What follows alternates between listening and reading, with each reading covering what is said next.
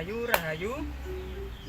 Oke Kang, di sini itu ada batu berbentuk kursi dan memiliki hiasan Kang ya, yaitu segitiga tumpal dan sulur gelung Kang. Diduga kursi ini merupakan kursi Raja Majapahit. Iya, karena memang pernah ditemukan 4 tapal batas prasasti berlencana Girindrawardhana di dekat sini yang saat ini dipindahkan ke Museum Pintrawulan. Sebagian masyarakat selain menganggap ini sebagai kursi raja, juga menyebut ini adalah kursi Mbah Suryo Adilogo. Mbah Suro Hadilogo ini karena makamnya di sebelah sana, Punggen yang Sanging Keramat, penuh dengan balok batu candi, antefik, pinggiran-pinggiran, batu bata kuno gitu ya. Dan memang di lokasi ini selain kemudian artefak-artefak yang sangat penting ini Kang, banyak sekali kemudian fragmen-fragmen tembikar. Nah, termasuk keramik Tiongkok gitu ya. Sambil kita berjalan kan, kita menyusuri sebuah makam, kita sebagaimana kemudian tradisi muslim pada umumnya, assalamualaikum ya alal kubur, fa inna insyaallah kubur. Salam kepada seluruh ahli kubur, dalam waktu dekat maupun lama kita akan menyusur juga. Nah, di lokasi ini ya, selain memang saat ini merupakan sebuah makam di Desa Pajak ini, dahulunya kemungkinan ada sebuah kompleks bangunan suci yang di sini ternyata banyak juga artefak-artefak berupa keramik Tiongkok berbagai macam dinasti Kang di sini. Dan konon katanya juga masyarakat pernah menemukan 1 gentong koin kepeng Di sini kan? Iya, di sini waktu mencari kubur. Nah, itu pernah ditemukan apa namanya? Gentong ya. Di sini dulunya itu candi kan ya? Kemungkinan pada masa Majapahit, terutama pada masa Majapahit akhir, itu bangunan-bangunan itu sebenarnya tidak seperti candi yang menjulang tinggi pada umuman, melainkan bagian dari kaki candi yang seperti di Pulau Bali itu namanya batur atau pelinggi, sedangkan kemudian ada tiang-tiang kayu dan atapnya itu ijuk yang bersusun-susun itu. Jadi lebih tepatnya itu Kayak bangunan pura, iya bangunan suci, bisa batur, bisa pelinggi atau sebuah bangunan prasada kecil gitu. Nah, juga seperti itu. Nah, banyak sekali peninggalan di sini kan ya? Iya, banyak sekali. Selain memang ternyata di lokasi ini seperti yang kita lihat ya, banyak sekali kemudian fragmen keramik Tiongkok dari berbagai macam dinasti. Kemungkinan yang biru telur asin gini dinasti Sung kemungkinan kan. Yaitu dinasti Sung ini yang diruntuhkan oleh dinasti Mongol. Jadi pada masa dinasti Sung itu ya, tembok the Great Wall of China itu dijebol oleh pasukan Mongol dari arah utara. Kemudian dinasti Sung runtuh dikuasai oleh dinasti Mongol yang dikenal dengan dinasti Yuan. Terus kenapa kan kok keramik Tiongkok bisa sampai di Majapahit kan? Jadi semaraknya perdagangan global, pembuatan keramik Tiongkok ini yang teknologinya hanya diketahui di Tiongkok saja. Ya. Di sepanjang lembah Sungai Yangtze-Kiang, Sungai Kuning itu banyak sekali produksi Tiongkok. Bahkan tiap provinsi yang produksi itu kemudian ada stempel di belakang mangkoknya itu. Ada misalnya Gansu atau loyang dan lain sebagainya ya, banyak sekali. Jadi impor dari sana kan ya? Iya, jadi perdagangan global antara Cina dan Asia Tenggara terutama pada masa Majapahit itu, Tiongkok itu benar-benar mengekspor sutra serta keramik.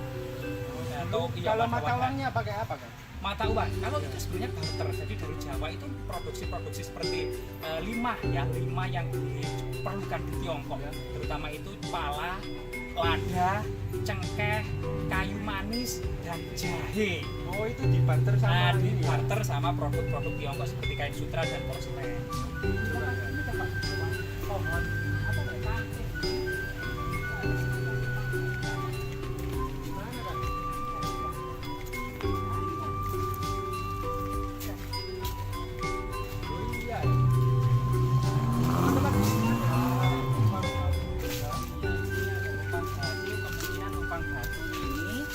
Dari segi ukuran ini diduga lumpang batu bisa jadi profan, yaitu untuk melembutkan biji-bijian, rempah-rempah, dedaunan, umbi-umbian untuk kebutuhan sehari-hari gitu ya, akan kebutuhan pangan, atau juga sebagaimana lumpang tujuannya magis kan, untuk memperingati sebuah penusukan tanah sebuah pendidikan seorang pendeta Makudur ketika menetapkan tanah-tanah atau bangunan suci ini menyembelih ayam di atas bentuk lumpang, memecahkan telur ya sebagai tanda keputusan raja itu sudah cekrot, tidak bisa dibutuhkan lagi, tidak bisa diganggu-gugat gitu ya.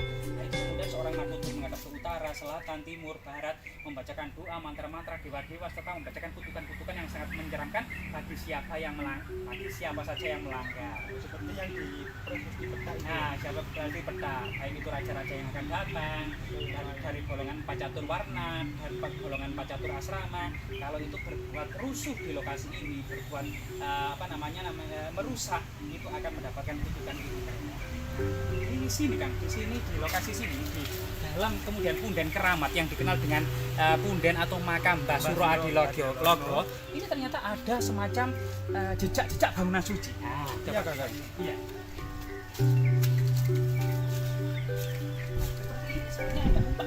Ini umpak batu, Nah, teman-teman. ini diduga memang ini adalah bagian dari landasan tiang cungkup kecil.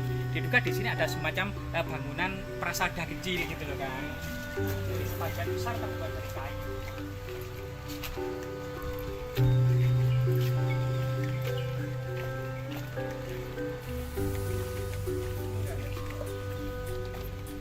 Kita sowan dan ziarah dulu ya.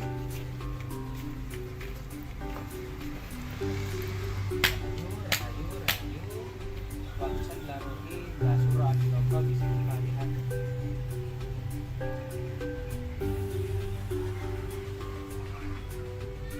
Di punden yang sangat luar biasa, keramat dan paling sakral di Kecamatan Pacet, di Desa Pacet ini Kang ya. Nah ini di Kabupaten Mojokerto Jawa Timur, ini ternyata penuh dengan tinggalan-tinggalan pohon berupa balok-balok batu candi, pinggiran-pinggiran batu candi, balok-balok batu bata kuno. Dan ukurannya besar ya, ini di balik karena ini merupakan sebuah kesinambungan dinamisasi gitu ya. Jadi bukan pemanfaatan dari material lama gitu ya, tapi memang benar-benar material lama itu masih dihormati dan kemudian diletakkan di makam leluhur yang paling dihormati. Nah gitu Kang. Jadi ini tidak seperti buang, tapi tetap kemudian dirawat dan tetap menjadi sakral dan tempat suci. Nah di sini ini kan yang paling luar biasa sehingga kemudian bisa tersidak, bisa terungkap kapan sebenarnya bangunan suci ini ada gitu kan. Ternyata leluhur kita meletakkan angka tahun pembangunan bangunan suci tersebut. Prasasti berarti ini, Kang, Ini ya? prasasti angka tahun Kang. Jadi ini terbaca 1, 3 karena ekornya ke belakang. Nah ini 7 dan ini seperti waru gitu ya. Iya, waru. Nah ini 9.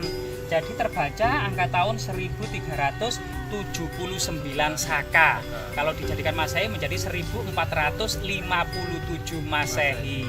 Diduga bangunan ini merupakan bangunan suci yang didirikan pada masa Raja Majapahit ke-9 yang bernama Briwengker yang berkuasa antara tahun 1456 sampai 1466.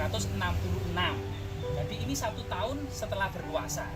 Nama lain dari Briwengker ini adalah Girisah Wardana penobatannya. Nama kecilnya adalah Dia Surya Wikramah Hyang Purwawisesa. Jadi namanya itu sungguh luar biasa, sangat indah sekali dan panjang sekali Kang ya.